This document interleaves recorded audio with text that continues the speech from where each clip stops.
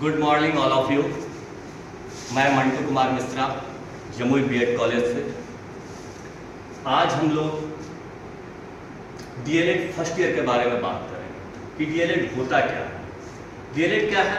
Diploma in elementary education. और आज खास बात यह है कि हम लोग फर्स्ट ईयर के बारे में बात करेंगे। डिप्लोमा इन एलिमेंट्री एजुकेशन, इसका हिंदी अर्थ हुआ प्राथमिक शिक्षा में प्रमाण पत्र या डिप्लोमा। अब यहाँ आते हैं, देखते हैं इसमें क्या है। F12 है क्या? F12 हमारा सब्जेक्ट कोड है और शिक्षा में सूचना एवं संचार ये हमारा सब्जेक्ट है। ये क्या है? ये हमारा सब्जेक्ट है। F12 का ही मतलब होता है शिक्षा में सूचना एवं संचार तकनीकी। F12 को सूचना एवं संचार तकनीकी भी कहते हैं। अब आते हैं इसके ऊपर, ये होता क्या है और ये इसका एग्जाम कैसे होता है। सबसे पहले बात करते हैं इसके एग्जाम के बारे में। इसका एग्जाम 40 नंबर का एक्सटर्नल होगा और 60 नंबर का एग्जाम इंटरनल होगा। तो इसमें हमको क्या है, 40 नंबर जो है एक्सटर्नल बाहर में हमको जाके देना है और 60 नंबर का एग्जाम हमें अपने कॉलेज में, संस्था में देना है। अब आगे आते हैं, शिक्षा में सूचना एवं संचार तकनीकी का परिचय। अब हम लोग थोड़ा आईसीटी के बारे में थोड़ा परिचय भी कर लें। ये क्या है? आईसीटी का मतलब होता है इंफॉर्मेशन एंड कम्युनिकेशन टेक्नोलॉजी। आधुनिक शिक्षा का महत्वपूर्ण अंग है। ये क्या है? आधुनिक शिक्षा का महत्वपूर्ण अंग है। पिछले हम लोग 10-15 वर्षों में देखते होंगे कि शिक्षक जो आते थे उनमें कोई परिवर्तन नहीं था, लेकिन 10-15 वर्षों के बाद अभी के समय में अभी के जो शिक्षक होते हैं उनमें चेंजिंग हुआ है बहुत सारा। पहले हम लोग क्या करते थे, पहले के समय में ब्लैक बोर्ड, डस्टर, चौक, बुक्स आदि से ही हम लोग पढ़ाई करते थे। इसका उपयोग करके हम लोग पढ़ते थे। लेकिन जब से आईसीटी का प्रवेश हुआ है हमारे शिक्षण क्षेत्र में, तो पढ़ने में, समझने में हम लोगों को थोड़ा आसानी और सहूलियत हुआ। पहले हम लोग ब्लैक बोर्ड, चौक, पुस्तकें थी, जबकि आज स्मार्टफोन, इंटरनेट, कंप्यूटर, प्रोजेक्टर आदि का उपयोग हो रहा है। आज के समय में हम लोग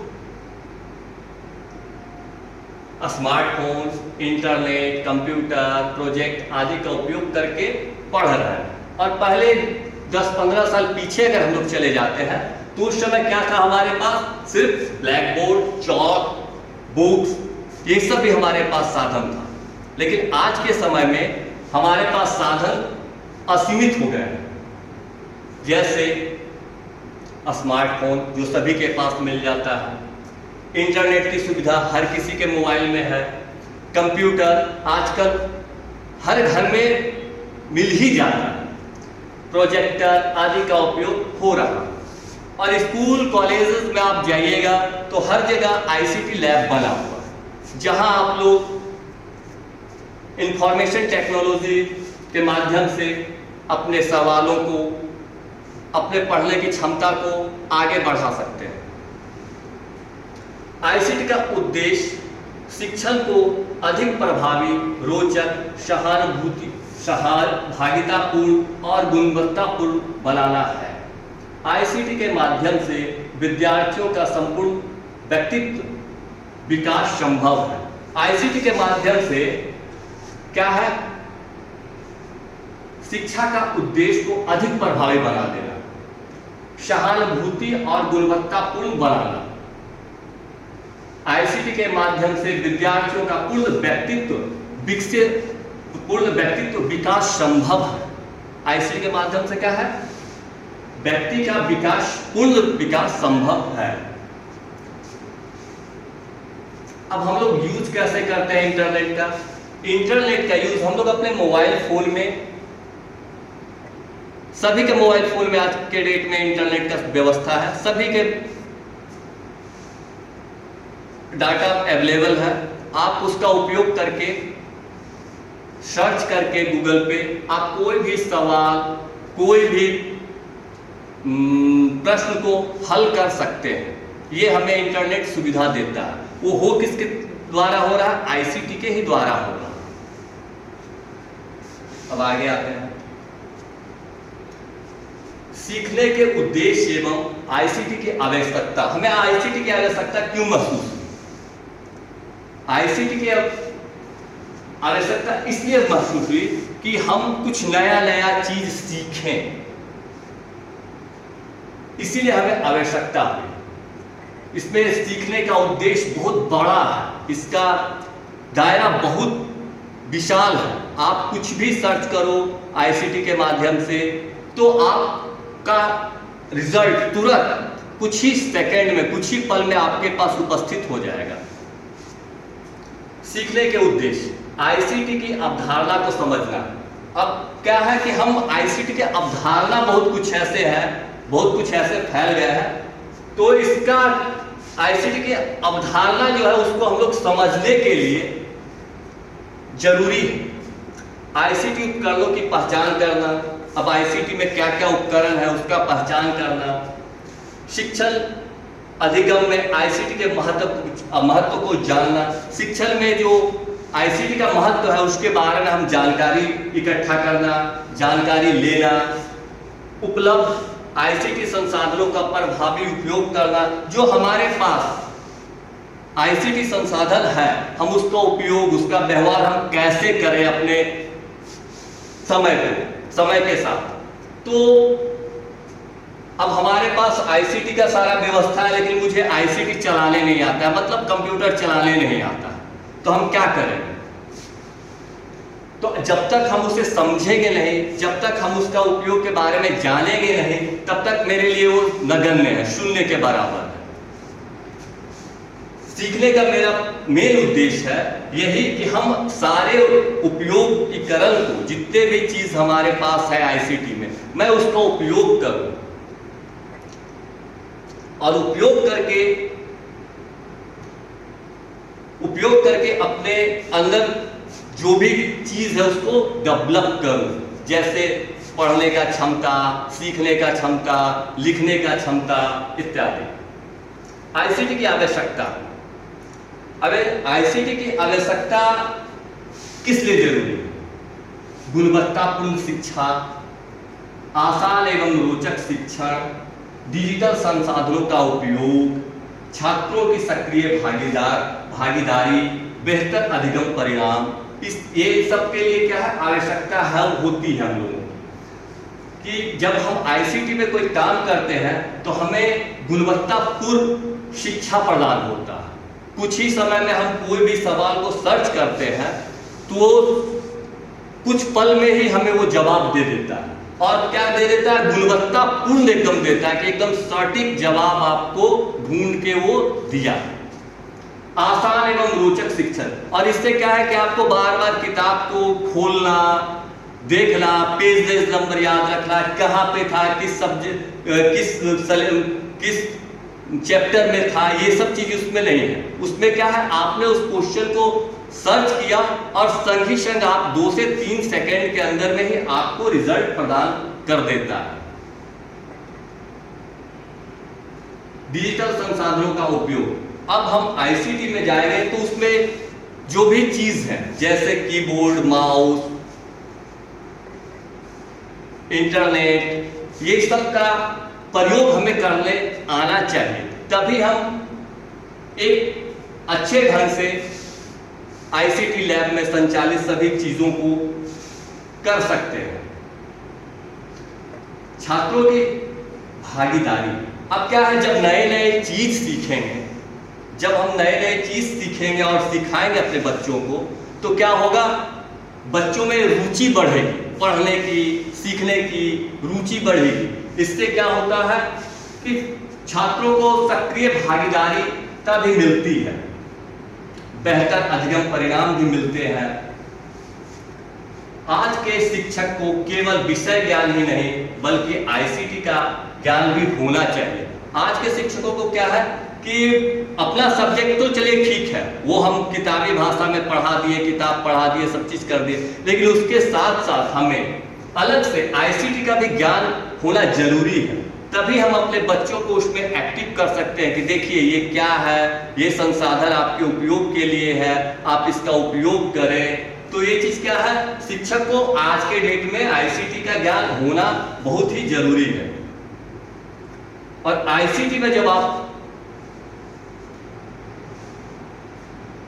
जाओगे तो वहां क्या होता है, आईसीटी विद्यार्थियों को एक्टिव लर्नर बनाता है।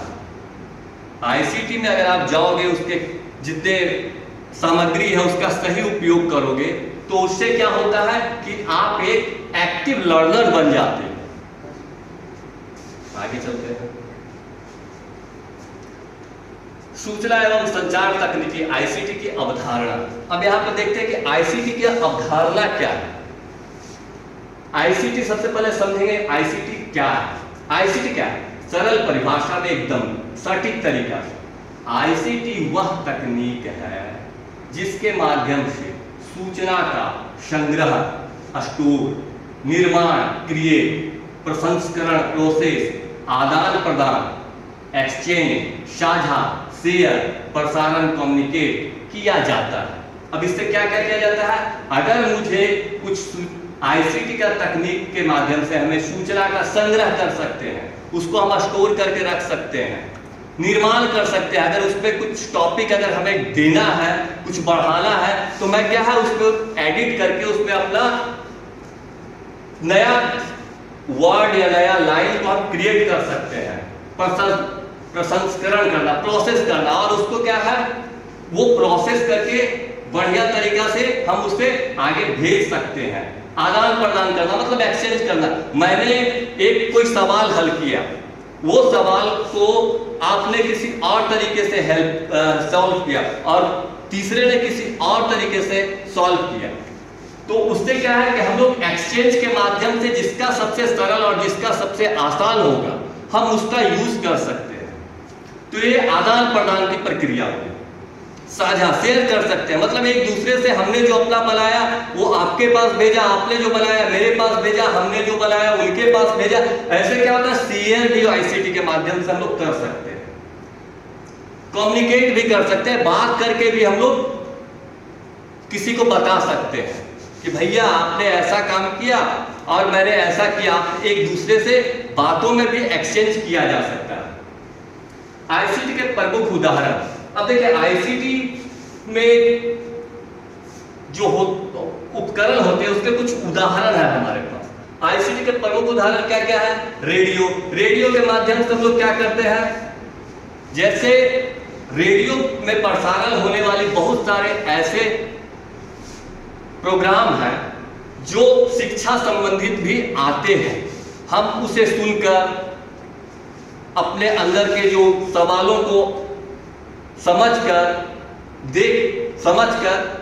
उसका उपयोग कर सकते हैं। ये रेडियो के माध्यम से कर सकते हैं। टेलीफोन के माध्यम से, जैसे दूर दराज के लोगों के पास में अभी भी बहुत सारे लोगों के पास में आईसीटी का सुविधा नहीं है, लेकिन टेलीफोन का सुविधा है।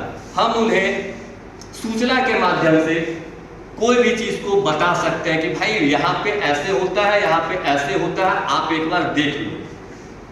कंप्यूटर क्या है, इसके माध्यम से हम कोई भी चीज सर्च कर सकते हैं, लेकिन कंप्यूटर में इंटरनेट की सुविधा होनी चाहिए। ये दोनों जब साथ में होगा तभी हम यूज कर सकते हैं कोई भी सूचना का आदान प्रदान करने के लिए या कोई भी चीज को सर्च करने के लिए। स्मार्टफोन, आज के डेट में देखिए स्मार्टफोन हर किन्हीं के पास में है। हमें लगता है कि 80 से 90% लोगों के पास में स्मार्टफोन मिल ही जाएगा। स्मार्टफोन अगर किन्हीं के पास है तो उनके पास एक ईमेल आईडी भी जरूर मिल जाएगा। वीडियो कॉन्फ्रेंसिंग, नेटवर्क, ये सब क्या है, आईसीटी के प्रमुख उदाहरण है। अब एक चीज और गौर करने के लिए है, यूनेस्को के अनुसार आईसीटी उन तकनीकों और संसाधनों का समूह है जिसका उपयोग सूचना के निर्माण, संग्रह, प्रसारण तथा आदान प्रदान के लिए किया जाता है। अब आगे बढ़ते हैं। शिक्षा में आईसीटी का महत्व। अब हम लोग आ जाते हैं कि शिक्षा में आईसीटी का क्या महत्व है और क्या योगदान है। तो शिक्षा में आईसीटी के लाभ, विषयों को रोचक बनाता है। आईसीटी क्या करता है? विषयों को रोचक बनाता है। अगर हम कोई भी चीज सिर्फ पुस्तक से ही पढ़े, अगर कोई भी चीज हम सिर्फ पुस्तक से ही पढ़े तो उसमें उतना मजा नहीं आता है, लेकिन उस विषय को रोचक बनाने के लिए हम पीपीटी का यूज करेंगे, कोई बढ़िया ड्राफ्टिंग का यूज करेंगे, तो इससे क्या होता है? विषय रोचक बन जाता है। चित्र, वीडियो एवं एनिमेशन से समझना। अगर कोई छोटे बच्चे हैं क्लास में तो हम उन्हें क्या कर सकते हैं? छोटा छोटा चित्र को बड़े प्रोजेक्टर पे दिखा करके उनको समझा सकते हैं। छोटे छोटे वीडियो क्लिप के माध्यम से बच्चों को समझा सकते हैं एवं एनिमेशन से समझा सकते हैं। इससे क्या होता है? उनकी समझ बढ़ती है, कठिन अवधारणाएं सरल हो जाती है। अगर सपोज कीजिए कि कोई भी बहुत ही हार्ड सवाल है जो हमसे सॉल्व नहीं हो रहा, हम 1, 2 दिन 3 दिन से उस पे लगे हुए हैं, लेकिन वो सवाल हमसे सॉल्व नहीं हो पा रहा। सरल तरीका से क्या, हम अब उसे आईसीटी के यूज करके हम क्या करेंगे? उसे गूगल पे सर्च करेंगे तो वो सवाल को हमें एकदम सटीक भाषा में हमें आंसर दे देगा, उत्तर दे देगा। जो भी कुछ कठिनाई है वो एकदम साधारण भाषा में लिख के हमें भेज देता है, आंसर दे देता है। इंटरैक्टिव क्लासरूम का निर्माण करना। और इससे क्या होता है? आईसीटी जब लैब रहेगा तो उसमें क्या होता है? इंटरैक्टिव क्लासरूम का निर्माण होता है। बच्चे लोग आएंगे, उन्हें दिखेगा कंप्यूटर है, इस पे क्या होता है, कैसे होता है, क्या काम होता है, नहीं होता है। तो इससे क्या होता है? एक इंटरैक्टिव क्लासरूम का निर्माण हो जाता है। विद्यार्थियों की उपस्थिति एवं सहभागिता बढ़ती है। अब जो बच्चे कभी कंप्यूटर लैब नहीं देखे हैं, बहुत सारे कंप्यूटर को देखेंगे, समझेंगे, जानेंगे ये क्या है, कीबोर्ड कौन सा है, माउस कौन सा है, मॉनिटर कौन सा है। तो इससे क्या होता है? विद्यार्थियों की उपस्थिति बढ़ने लगती है अपने आप, सहभागिता बढ़ती है, उपस्थिति एवं सहभागिता बढ़ती है। आज हम नया चीज सीखे। सपोज दैट कोई भी बच्चा अगर क्लासरूम में या अपने आसपास कभी कंप्यूटर नहीं देखा, वो आज के डेट में कंप्यूटर देखा और उसमें अपना नाम टाइप किया, तो उसे अंदर से बहुत ही खुशी होती है कि चलो आज हमने कुछ नया चीज सीखा। इस तरह से क्या होता है? उसके अंदर में आता है, अंदर से फीलिंग आता है कि हमने कुछ नया सीखा और हम पर डे इस चीज के लिए जाया करें। तो इससे क्या होता है कि हमारे जो क्लासरूम में उपस्थिति कम रहती है वो उपस्थिति धीरे धीरे ज्यादा होने लगती है। ज्ञान कौशल एवं प्रस्तुतिकरण क्षमता में सुधार। और जब आप आईसीटी का उपयोग करने लगेंगे तो इसमें क्या होगा? ज्ञान जो है बढ़ेगा, कौशल बढ़ेगा, प्रस्तुतिकरण का तरीका आपको बढ़ेगा। ये सब चीज में क्या होता है कि आप लोग जैसे आईसीटी का यूज करने लगिएगा तो ये सब चीज में आप लोगों को दिखेगा कि हमें सुधार हो रहा है। किस चीज का सुधार हो रहा है? तो ज्ञान कौशल एवं प्रस्तुतिकरण क्षमता में हमारा सुधार हो रहा है। अब इसका परिणाम पे आ जाते हैं। परिणाम क्या है?